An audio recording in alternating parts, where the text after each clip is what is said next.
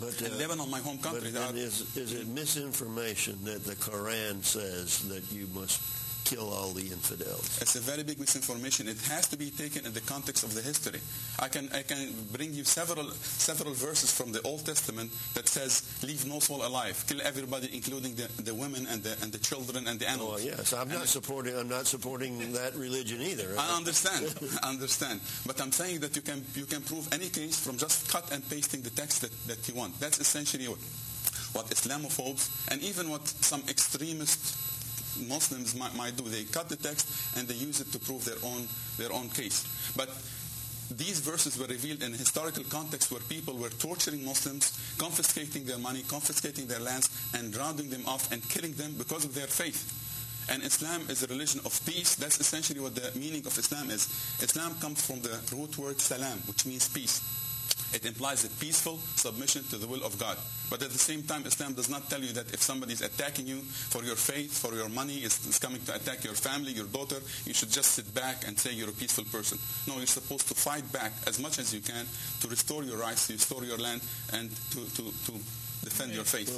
There are a lot of different, I don't know what word here to use, varieties of Islam in different countries. For example, Saudi Arabia has a particular form of Islam in other places.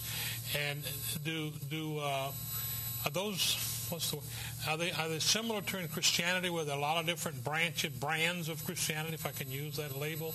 Do they pretty much agree on the basics, or are there some serious differences, say, from the Muslims who live in Saudi Arabia, for example, where they're much more conservative in some issues? And while I'm asking this, is there any such thing in Islam, like our organization? Is there such a thing as a secular humanist version of Islam? I mean, like you can have we come from a Judeo-Christian background. Almost every member of our organization is either Jewish background or Christian background, some religious background, but we have. Would you use the word evolve here? I don't know.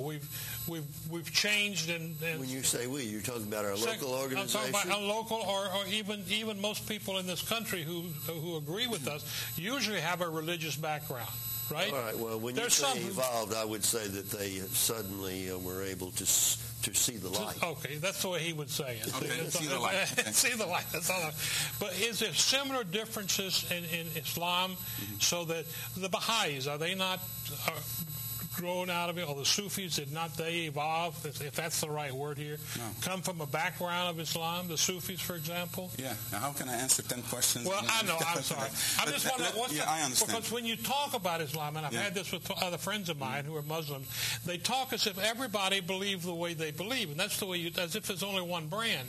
But yet, when you read about Islam, you see that there are in fact differences, and I'm just wondering, what's your attitude? Are they all wrong, or are there simply varieties? Well, in Islam there is a mainstream. That would be the Sunni Muslim. That's believe in the Quran and the Prophet, and believe that the companions of the Prophet, people who lived with him, were the best interpreters of the religion of Islam. So what would that be like in Christianity? Is anything similar? I'm not sure. Maybe Catholicism is considered the mainstream Christianity. I hope I'm not offending anyone. Well, you can offend everybody here. Okay. This is what freedom of speech is all about, offending somebody. But essentially there is a mainstream Islam. And in Islam there are things that are non-negotiable and are very clear. Nobody can be a Muslim without believing these things. Believing in God, believing in the messenger Muhammad as the last messenger of God, belonging to a lineage of prophets. The 5 pillars of Islam that are considered the classical pillars, without which nobody is considered a true Muslim. That is the testimony of faith, believing God and the messenger Muhammad. The prayer, the 5 daily prayers that every practicing Muslim should do. The fasting, which is abstaining from food and drink and intimate relations from dawn to sunset throughout the month of Ramadan. And I'm sorry if I look like I have a dry mouth, I do, because I'm fasting today. So I've been in medical terms, NPO from dawn to sunset. But fasting, and then zakat, which is own tax, paying a certain percentage of your money to the poor and needy, and pilgrimage, which is performing a holy trip to Mecca once in a lifetime.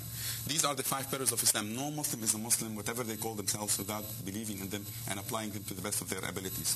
The other branch is the creed, the theology, believing in God, believing in His messengers, believing in the last day, believing in the absolute knowledge of God, believing in the revelations of God, the Old Testament, the New Testament, and the Quran. Interestingly, nobody is a Muslim unless they do believe in the holy books of God, including the Old Testament, the New Testament, and the Quran, with They believe that these previous books have been tainted throughout history, changed some by human hands, but the Quran has been unchanged for 14 centuries. I have this question. But let me just answer his question first. Yeah. Now, there are differences in Islam. Some of them might be mostly understanding of Sharia, applications of the rules of Islam, because Islam is not just about creed and about theology. It's also a social system, a political system, an economical system, and you find mostly the differences when it comes to these fields: social, economical, political, and so on.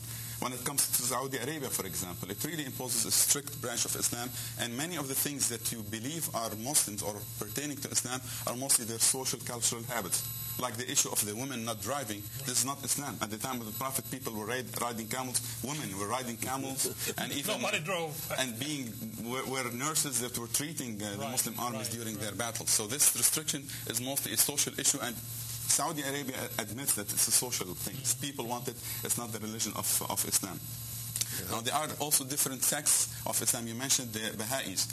One of the tenets of Islam is believing in the prophets and believing in the Prophet Muhammad as the last messenger of God. Okay. Anybody who believes otherwise, by definition, is not So the Baha'is don't accept that because they got the Baha'u'llah or whatever. That's my understanding, yeah. Okay. We're getting very close to the end of our program. It goes fast. Harvey, you want to... I guess coming full circle back to the Muslim Academy, you teach Darwinian evolution in the Muslim Academy, and how does that answer reflect on the Muslim view of evolution? I really don't know because I haven't checked the curriculum. My belief is that they teach it only in the context of what is taught in Louisiana, but we are also teaching the other theory, that God is the creator of everything. God is the all-wise, all-knowing, who started all life in this universe. Which is, in Islam, essentially the position of Islam is that God is the creator. He created the first human being, that would be Adam, and created all the living being. Now, the difference between Islam and Christianity is that there are aspects that you might be used to in the Judeo-Christian tradition that are not there in Islam. Like the issue of 6 24-hour days is not there in Islam. In Islam, it's the 6 periods.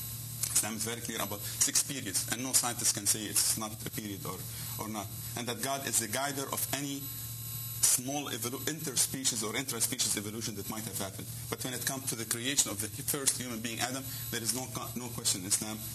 God created him directly.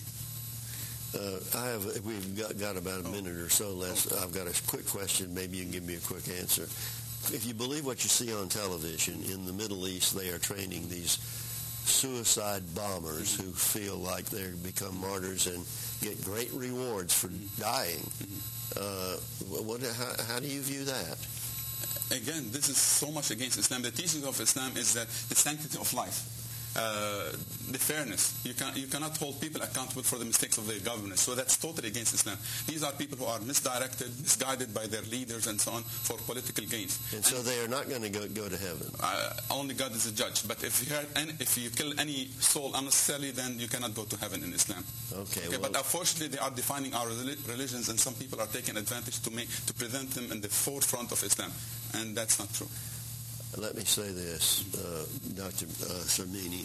Aside from the fact that you said all of us are going to go to hell, aside from that, I did not say that. Only God knows. Only God knows, Harry. Okay. Nobody talks to him. The last second before you die, you might. But anyway, I wanted to thank you for being here, and I want to thank Harvy and Lanny for being on our panel. And I want to thank you folks for watching our program, and hope that you will do so again on a regular basis. Well, say salam alaikum then. Say that again. Salam alaikum. It means peace be unto you. That's a greeting of Muslims. Very good.